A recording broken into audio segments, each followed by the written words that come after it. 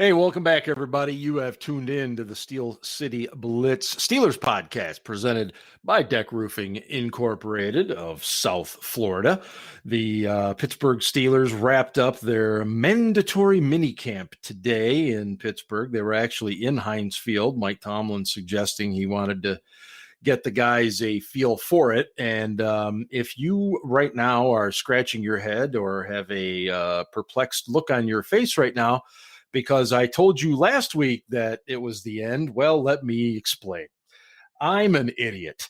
I totally botched it. I thought for sure last week was the mandatory minicamp. I thought it was over, done, all that stuff. NFL.com listed the final dates for the Steelers was June 7th through the 10th. And I thought that was it. And lo and behold, that was wrong. So I try to pride myself on doing this thing the right way, and every once in a while you F up, and I definitely did. So we will circle back around and touch on what went on at the mandatory minicamp this week, and lot of things to discuss too. A lot of interesting, positive, good things going, and of course, to help me out here are Ian and Ben. And I know, Ian, you're taking it easy tonight, just sipping on some ginger ale, perhaps. Just water, actually. Yeah, I had a little stomach bug early in the week, so just taking it easy with some water tonight. Very good, very good. And Ben, you've the Quiet Man, I believe. Yeah, I'm drinking the Quiet Man and a little Rogue Bat Squatch because it's tasty. It's tasty, Ian. This is what you're missing: the tasty goodness. Tasty goodness. Well, tasty goodness of hazy IPA. If you guys are into that, little of my own. I've got the old Bell's Two Hearted Ale sitting here tonight. So, oh really? It's not a mango White Claw. No, hey. I've got a couple of those left now. I'll bet you do. Watermelon too, huh? And watermelon? No, I don't think so. But they might be consumed this weekend. It's supposed to be hot. They're great when it's hot. So, anyway, so before we go on though, sure. Let's say Mark fully apologized for his mistake, but let's not forget last week Mark was drinking a highly fruity beer with I think it had passion fruit in it and pomegranate and some other stuff like pretty high ABV, and I would like pretty high ABV on that beer that Mark was drinking last week, and I would like to throw Mark under the bus. Oh sure, for screwing up last week, but Ian and I were here and we could have corrected you, and neither one of us did, so that's on us too. I will not sidestep that one. Well, if the moral of the story is that our drinking is what caused that problem, then that's too damn bad, because we're going to keep drinking on this podcast. I don't think it's the drinking. I think it's that you're drinking beer with fruit in it is the problem, and not drinking whiskey. Like that very well could be. Hey, whatever, man. You're the guy who was drinking honey whiskey last week. Okay, it's delicious. So, don't throw any shade at that guy for drinking his mango crap, which is disgusting. Also, it's disgustingly delicious. I can't help it. It's not. It's like it's magically delicious, like Lucky Charms. Well, anywho, tastes about the same too. Yeah. Oh God.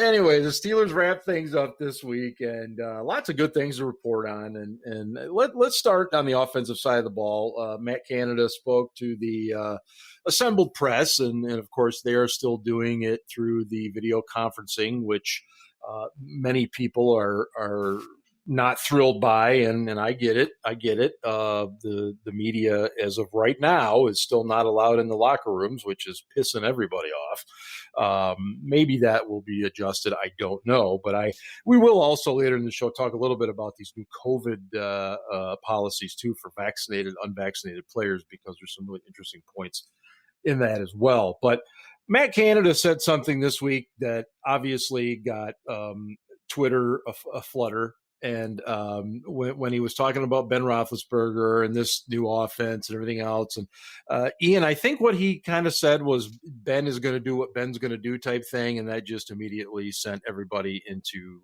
craziness. Is that what he said? Yes and no. That was part of a longer quote Right. that he said, and that was the part that everyone picked out and ran with. The broader point was that Matt Canada, like a competent NFL offensive coordinator, wants to make sure that his quarterback, aka the most important position on the field, is comfortable with the plays and schemes and patterns and throws that are called. So, he basically said, we're going to work through a bunch of different ideas and concepts and things like that we have in the off season. And he had said this previously too, that he said, even with the backup quarterbacks, they want to know the 10 to 15 plays or concepts or whatever it is that they're most comfortable running. So if they have to go into a game, these are kind of the default ones they can go to and know that the quarterback has confidence they can run this play, this scheme, this concept, whatever it is.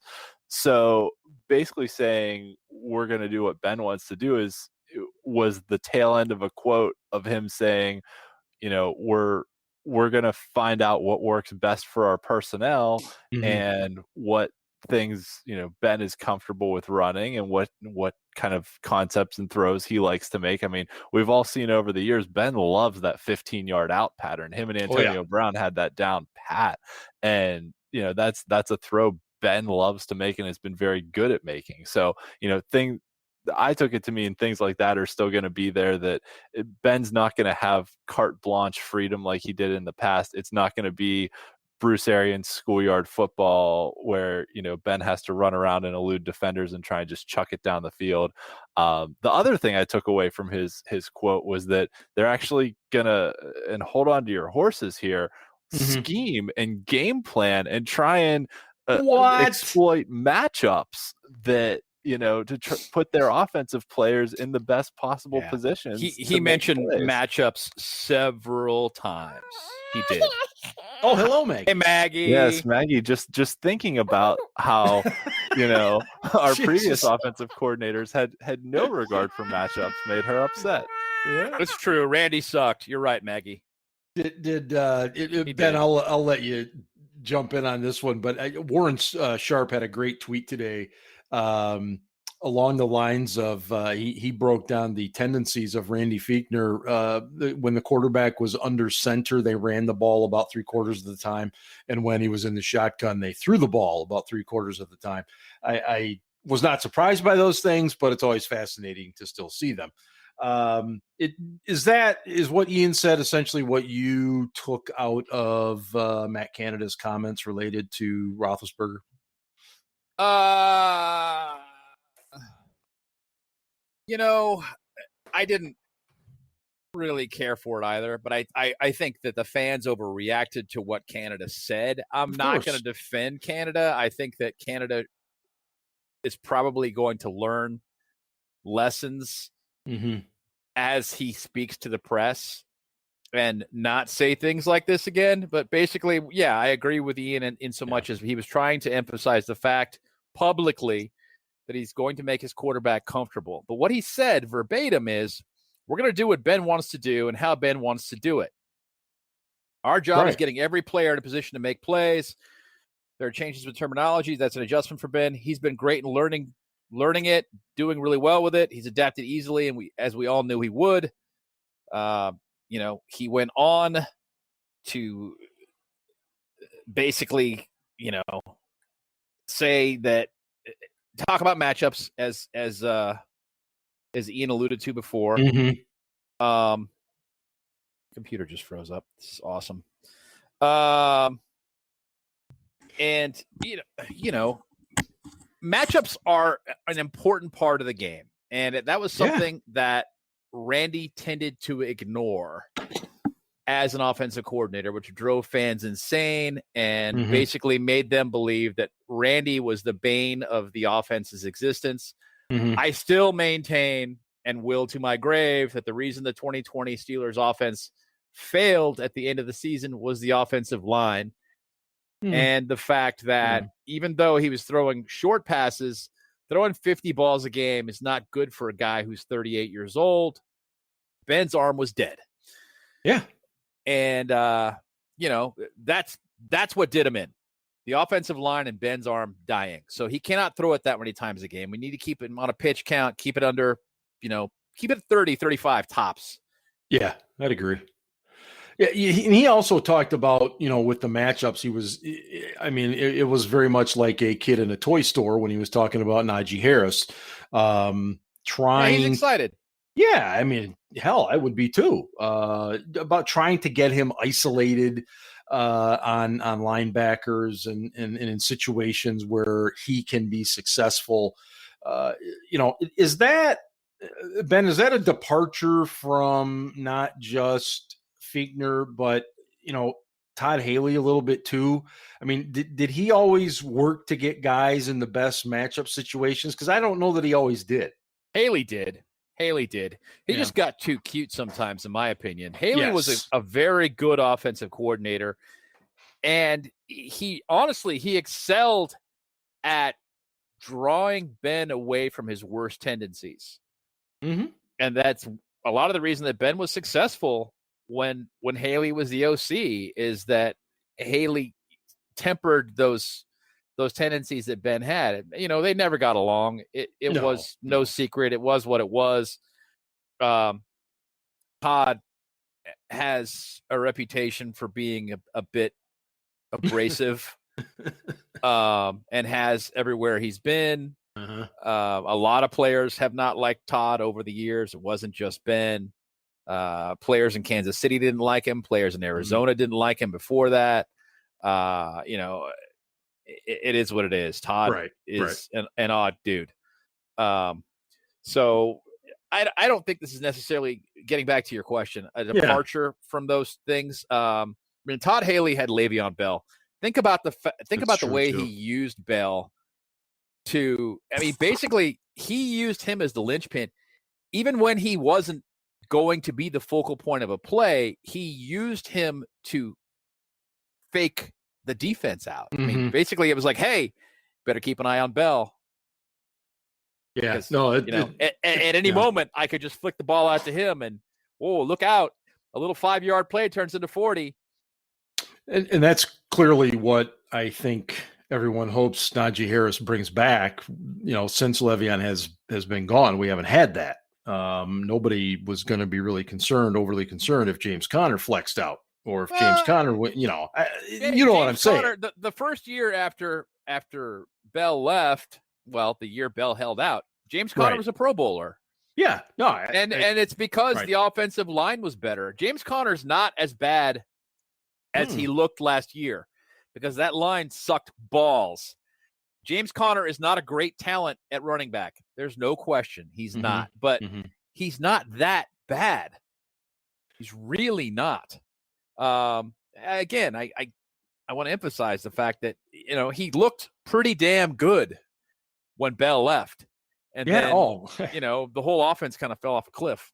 Yeah, when Conner is healthy, I think he's a very solid running back. I'll never think otherwise. I look at it in terms of just overall game planning, that type of thing.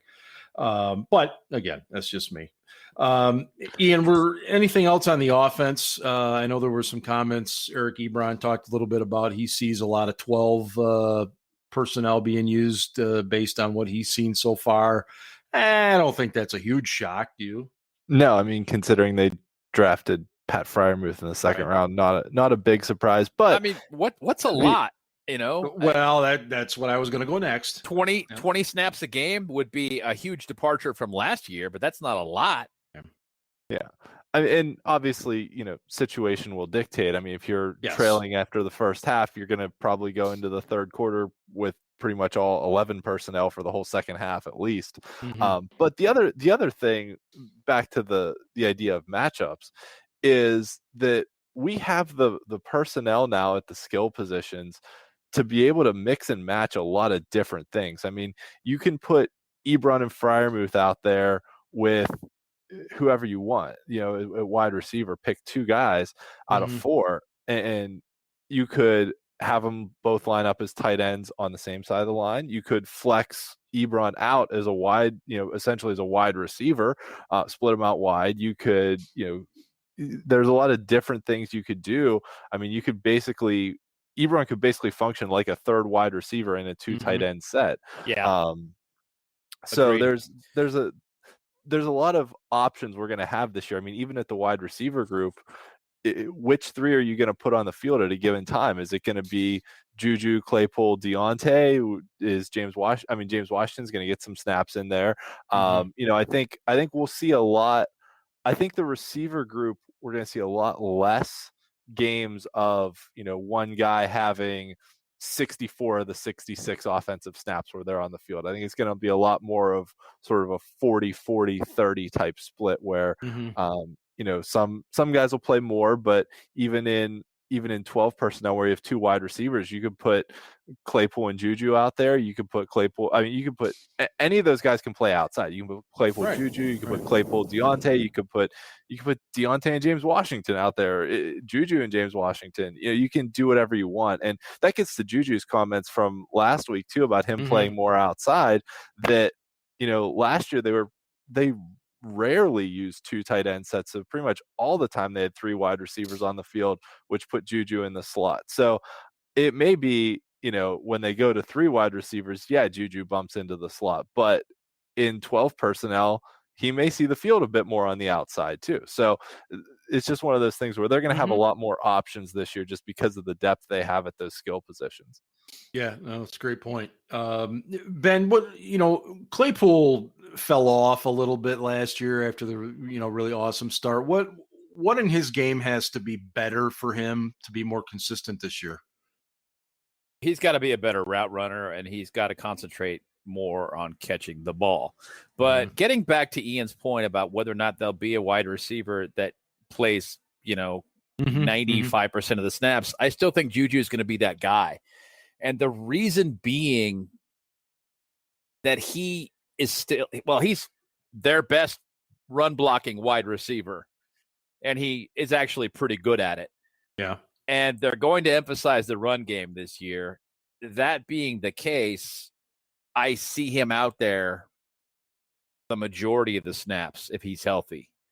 It might be in the slot. It might be on the outside. It kind of depends on what the matchups are, who they're trying to move out of the way. I thought that Claypool would be a better blocker than he was last year. He's not there yet. He's got to learn to do that. He's got to pick up his game there.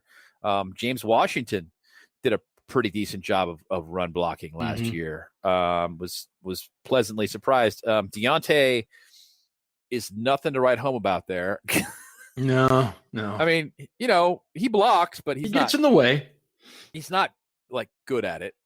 But yeah, I that and getting back to the point you were making before about the fact that Ian was making this point that they can flex Ebron out into the Y and they can leave Freiermuth in tight. Let's just say they line up in 12 personnel and then decide they're going to flex Ebron out. They can also flex Harris out and go empty backfield. Yeah.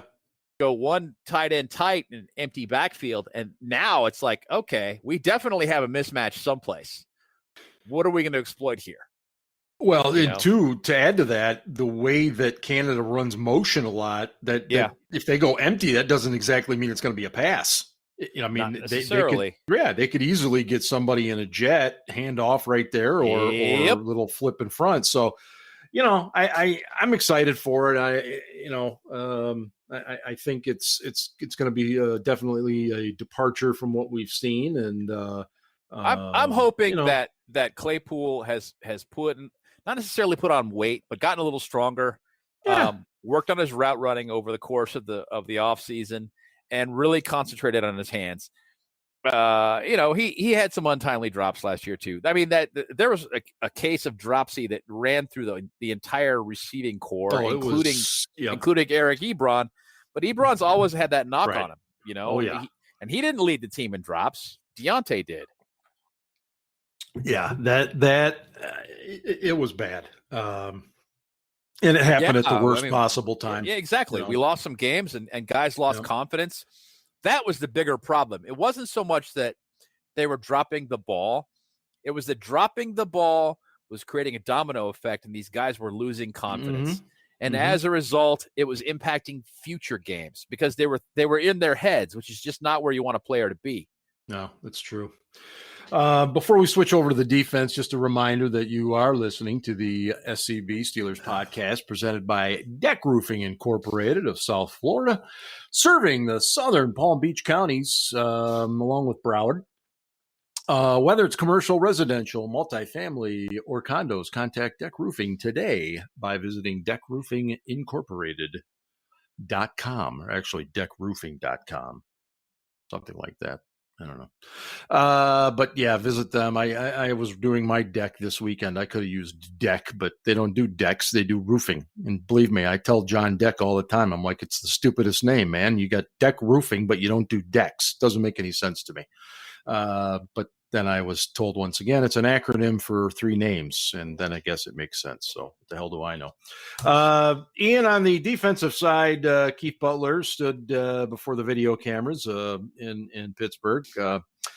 And he was asked a little bit about the depth at the outside linebacker position. And, well, right now it's pretty thin. You've got TJ Watt. You've got Alex Highsmith. You've got a rookie in Quincy Roche, and then you have a guy I now like to think of as Swamp Thing. His name is Cassius Marsh. What were your sentiments based on hearing that?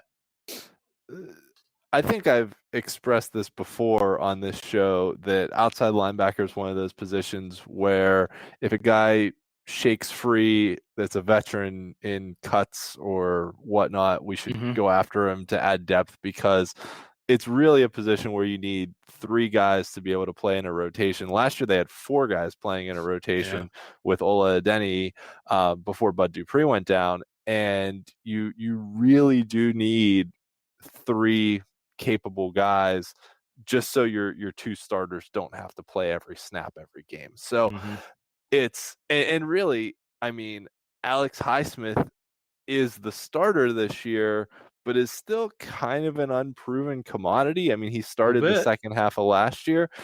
So, going out and being able to grab a veteran would be good. Roche was a excellent value pick in the 6th round. Yes. And could give us some value as a pass rush specialist. He's a little bit undersized still. But his run defense leaves quite a bit to be desired. I don't think he's strong enough yet at the point of attack. Point of attack, I think he can add that strength over time, but that's not necessarily something that's going to happen right now this off season. But his future is bright if he puts the work in. But Cassius Marsh, we saw him a few times last year. He just sucks all around, and if we have to rely on him as the number 3 guy, and they kind of, I'll say, are by default right now relying on him as the number 3 guy, just because of, when Tomlin always puts his initial depth charts and stuff together, he always just lists the veterans at the top and the rookies at the back, just to prove to the rookies that nothing's going to be handed to them. So don't be shocked when that initial training camp depth chart comes out and Najee Harris isn't the starter, although that might be the exception to the rule. The exception. They're not. But nevertheless, Cassius Marsh sucks. And I don't even know why they brought him back, honestly. But I mean, I guess special teams, but they should definitely be looking at adding depth to the outside linebacker position. Ben, so what is it about this Cassius Marsh that you just don't care for either? Well, I think Kulong put it best yesterday when he tweeted. He said, they need to make it clear to him that there's no part of the scheme where he should go out there and think it's his job to get blown off the ball. That's Neil of USA Today Wire, he always has a way with words. Yeah, pretty much. I just Marsh, yes, he sucks. I'm really hoping Quincy Roche, who I think has a lot of upside and a lot of potential, there's that word again, to be a guy, comes in and wows us this year. especially as a pass rusher. I think he's got the potential to compete for snaps as a pass rusher, but he's got to prove himself on special teams or he's not getting a helmet anyway, and he won't be active on game days. I think he's a little bit light in the seat. He won't be able to set the edge very well this year, and he's got to learn to cover. So he's got a ways to go, but, I like the kid's upside. Marsh, we've seen what he can do. He's below average in coverage. He's a full second late in the pass rush, and he cannot set the edge to save his life. I had to go into a game as a Sam linebacker as a sophomore in high school because somebody got injured, and they absolutely abused me that game. And every time I watch Marsh play, it reminds me of it. So it's part flashback and humiliation and part watching my favorite team play this guy who just flat out sucks. Now, all of that said, the Steelers are going to have a hard time bringing somebody in. I did the math, and basically looking at the snaps that are available for the third outside linebacker. Watt played. He's played 85%, about 85% of the snaps over the course of his career. He played 83% last year. Highsmith actually played closer to like 95% of the snaps last year. Wow. After he became the starter. I don't believe that'll be the case this year. No. They just didn't have very much depth behind him last year, and they left him in. And he's going to have to go the full 17 games this year too. So I see him probably be closer to 80%. And, Watt may be closer to 80% too. So let's just say hypothetically, that leaves roughly 350, 400 snaps for a third outside linebacker to play. That's not that many snaps per game. Okay. Bringing a guy in on a short-term deal who's, better than Cassius Marsh, Quincy Roche, is going to be it's going to be a difficult sell because there's not a lot of opportunity to come in and prove your worth before you go into free agency next year. So it's tough. It's a tough sell from the standpoint that those guys are going to view it as a situation where Highsmith and Watt are going to be on the field the vast majority of the time, and they're going to be standing on the sidelines. They're not going to get a chance to play. And so that's why it's going to be hard, especially when the Steelers really aren't offering that much money. I mean, Washington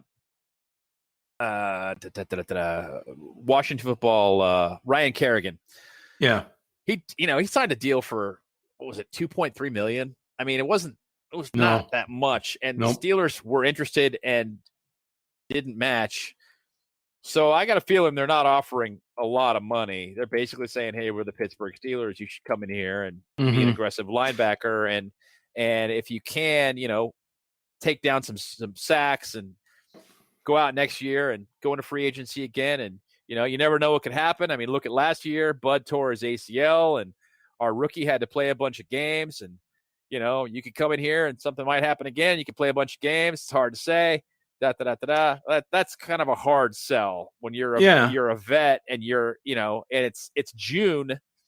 You're a guy who's had some accomplishments in the league, and you're looking to sign a 1-year deal where you can showcase your talents. That's not exactly an ideal situation. So it's going to be tough for them to pick up a guy like a Ryan Kerrigan. Is Houston and Ingram are both still out there, aren't they? They are. Yeah, I think Ingram's in decline. I don't really want him. Houston is a one-trick pony, but if you needed him, he'd be all right. Yeah, I'm just thinking of availabilities, and obviously I haven't really looked at who could potentially be on the way out with his respective team right now. Yeah, Houston also has some character questions. Don't forget. Yeah, this is true. Ian, the question of nickel has been around this team for some time, obviously, since we knew that Mike Hilton was off to Cincinnati. Cam Sutton was signed to a new deal and everything else, and it's just I think in some ways been assumed that's what he's going to do. But, Terrell Austin had a really good comment this week about what he views as a nickel. He said, you got to be part cornerback and you got to be part linebacker. Who fits that for the Steelers right now, Ian? I mean, we haven't. It's football in shorts right now, so you don't really know. But I mean, let's not forget too that Mike Hilton was an undrafted free agent. Mm-hmm. And sometimes you can find those guys. It's a unique skill set, but you can find those guys who might be a little bit undersized but can have that toughness to them. And that's really what Austin was saying, that you needed that grit and that toughness and that physicality. And sometimes those guys aren't the biggest, not the most athletic, but if you have that physicality in those short areas, and if you're willing to stick your nose in against the run, which is a really big thing, because what a lot of teams have done, especially against the Steelers for years, was they would spread them out with 3 or 4 wide and then run the ball because there's more gaps to fill. And if the corners don't step up in run defense, then you've got big gaps there. So you need a guy who's willing to stick his nose in there against the run too. Maybe one of the undrafted guys is capable of doing it. And Hilton was undrafted too. So like I said, there's potential there, but like we've always talked about, potential's a French word for haven't done shit yet. So we'll see what happens. I'm actually more comfortable with Cam Sutton on the outside than on the inside. I think he reads the play really well. He reacts to the play really well. He's not the most physical corner, but his ability to diagnose what's happening and react has been good enough previously to get him some picks and stuff on the outside, and even get him some picks from the inside too. That there's a skill there that you need, and he's a smart dude, and his ability to understand and think the game and see it and react is pretty good, actually. I mean, we've talked for years about how Cam Sutton's smart enough that he's probably has a future as a secondary coach, potentially defensive coordinator when he's done playing. Yeah, no, we have. That's a good point. Ben, do you like him on the outside versus the inside too? I don't like him in either spot versus a run play. Sorry. So in Terrell Austin's analogy, then he fits the cornerback, but not so much the linebacker. He excels at coverage, and it's a passing league. Okay, so they had to bring him back. They had to. Yeah. But he is not a very physical corner. He is just not. That's why he didn't play much as a nickel back last year or the year before. They played Mike Hilton on first and second down, and they played him as a nickel only in obvious passing situations, and they'd pull Hilton off the field. And then sometimes they'd play them both. But yeah, I'm not really that big a fan of Cam Sutton being the last line of defense on a sweep. Okay. No, of him coming downhill and blowing up a run play to the outside. I'm not really that big a fan. Artie Burns would be better at it. Okay. And Artie was not good but he could run in and take down a ball carrier. I didn't have to worry about that. You know what I mean? So no, he does not fit Terrell Owens' part linebacker description at all. That said, he can play free safety. He can play nickel. Okay. Anyway, he certainly can cover. He can play either one of the corner spots on the outside. He's a super smart guy. He knows where all the other guys are on the field. He's definitely somebody you want to have out there. There's no question in my mind. This is a guy you want to have around, you want to keep. But yeah, as a run defender, I'm not really that psyched about Cam Sutton. Yeah, I'm not either. It's always been a concern, really, going back to his tape coming out of Tennessee, and I know he was dinged up a little bit there in his final year there, but that was a big concern for me. The ability to consistently stop the run, or at least shove it further back inside. Um, One of the other things that took place this week is that the NFL announced their protocols, if you will, for vaccinated and non-vaccinated players. And look, if you're a vaccinated player, you pretty much have the run of the mill, so to speak. You do all of the normal things that you would have done pre-pandemic. If you are a non-vaccinated player, then there are some restrictions. And yeah. Ian, what was one that jumped out to you on that list? So I'll say there were two that jumped out to me. One that targeted specifically younger players, which was no social media marketing sponsorship opportunities or activities permitted, which was definitely a target towards the younger players. And then looking at the older players, may not use sauna or steam room, and may not leave team hotel to eat in restaurants, may not interact with anyone outside of team traveling party. And which means that friends and family, especially family, you couldn't interact with, which is something that's, I mean, important to the young players too, but probably more important to the older players that, generally speaking, have more wives and kids and things like that than the younger players do. So it seemed like they tried to, across the board, put things in place to encourage players to be vaccinated and to make it somewhat punitive. Yes, punitive. Yeah, that's a good way of putting it. I'd use the word punitive. Yeah.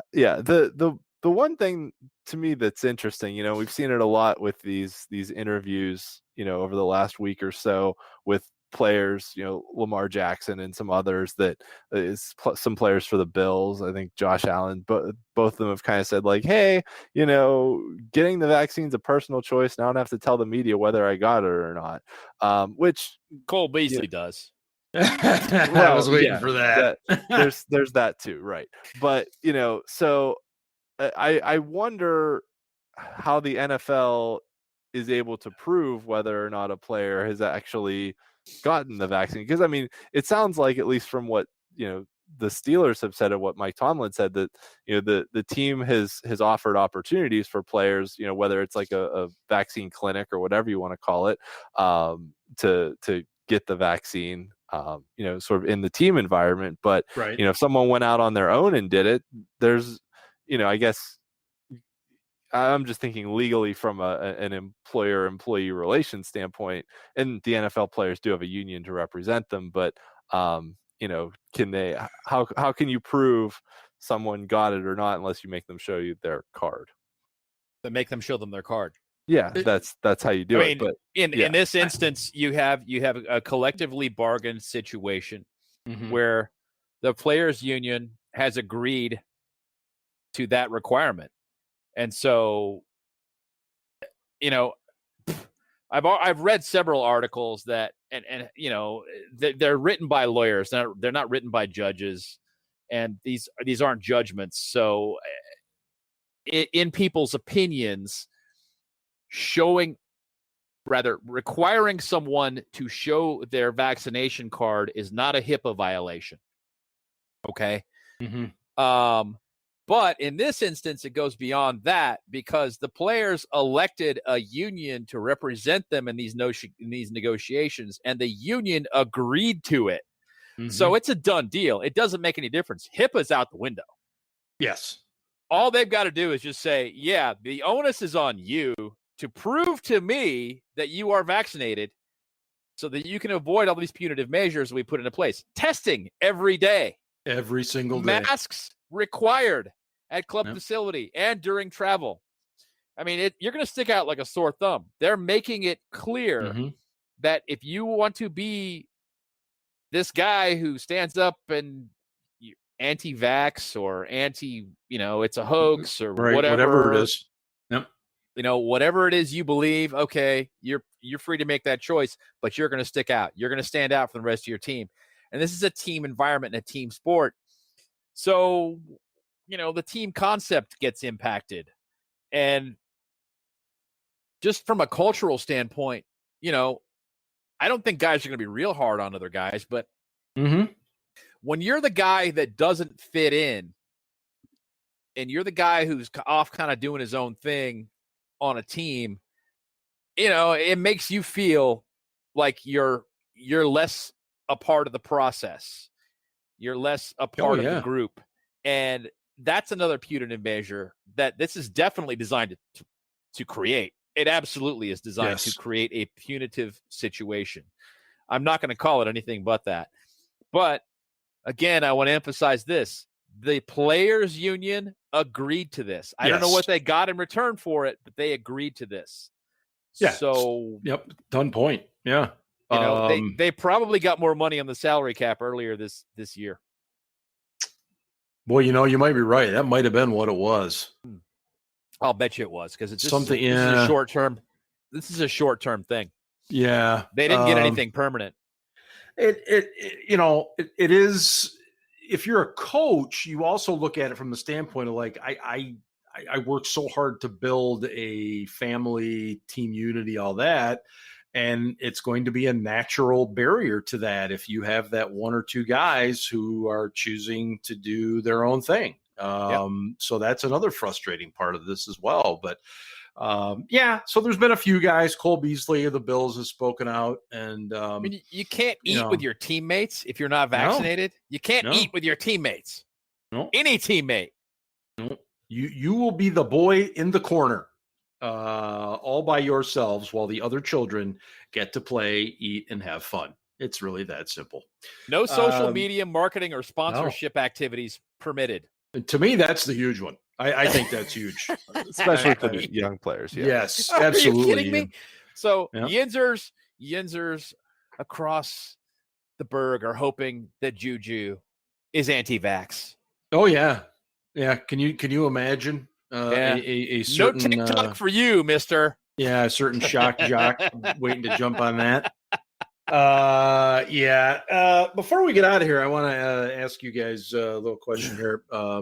We were kind of talking about over and under and stuff. Ian was mentioning that tonight in our group chat, and it's something that I would normally do, definitely training camp time as we get close to the regular season. But as you look at the Steelers roster right now, and granted, it's likely going to change even through training camp, but right now, where would you put, Ian? Where would you put the Steelers over under on wins right now?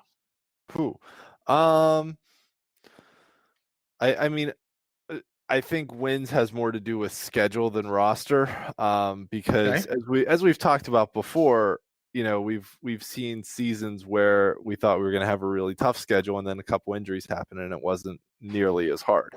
Right. So, I think 9.5 is probably a fair over/under number. Yeah. That somewhere between 9 to 10 wins is probably around where I'd put them. Good enough to make the playoffs. Mm-hmm. And then, honestly, we've seen it in the past with this team and with other teams.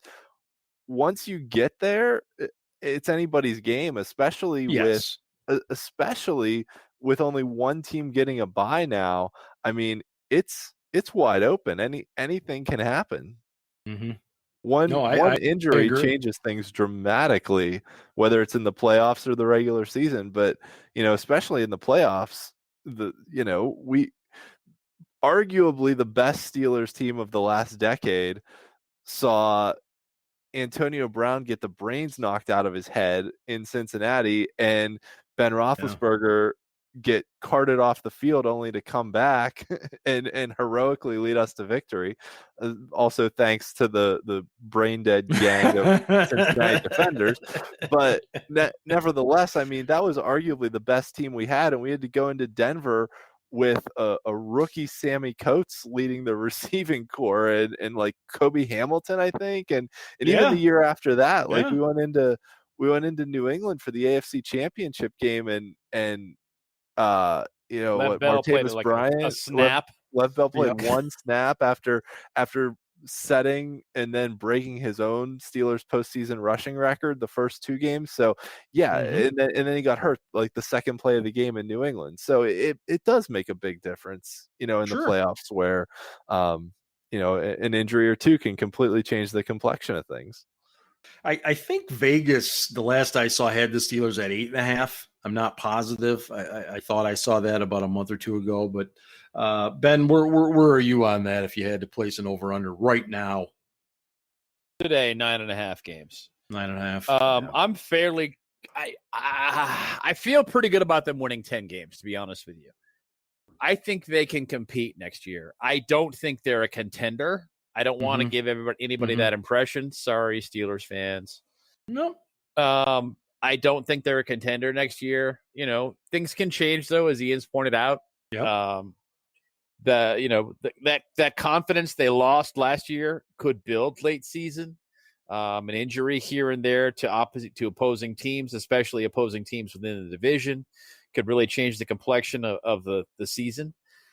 We've talked about the fact that the NFL, the complexion of the entire league changes about every 4 weeks. Oh, for sure. Yep. I don't expect next year to be any different. Well, consider too, Kansas City's a late game. Patrick Mahomes on the cover of Madden for this coming year. There is that Madden. That other guy. Yeah, on the cover. I'm really hoping that he is the victim of the Madden curse. I know. I mean, it's like and I don't just mean like a torn ACL, like torn ACL, PCL, MCL. You're hoping for another 2008 situation. Yeah, I'm a little salty. Join the club. I'm not a fan. And I just being honest, I'm just being straight. Yep, that's what we do. I think he's a very, very good player. One of the greatest, if not the greatest quarterback of all time. It is what it is. I just happen to think he's also an asshole. So, there's nothing wrong with that. Nothing at all. Yeah. Okay. As we head into the off season, obviously our number one concern will be making sure that our Steelers are not in the headlines for doing anything stupid. But it's also a good time for us to get a little creative as well on the podcast that will be coming up. And we'll certainly do that as we inch closer towards August and, late July, I should say, and training camp and everything else. So we'll wrap it up for tonight. You've been listening to the SCB Steelers Podcast presented by DEK Roofing Incorporated of South Florida. And this is SteelDad signing off for Ian and Ben. And hey, go Steelers. Ravens suck.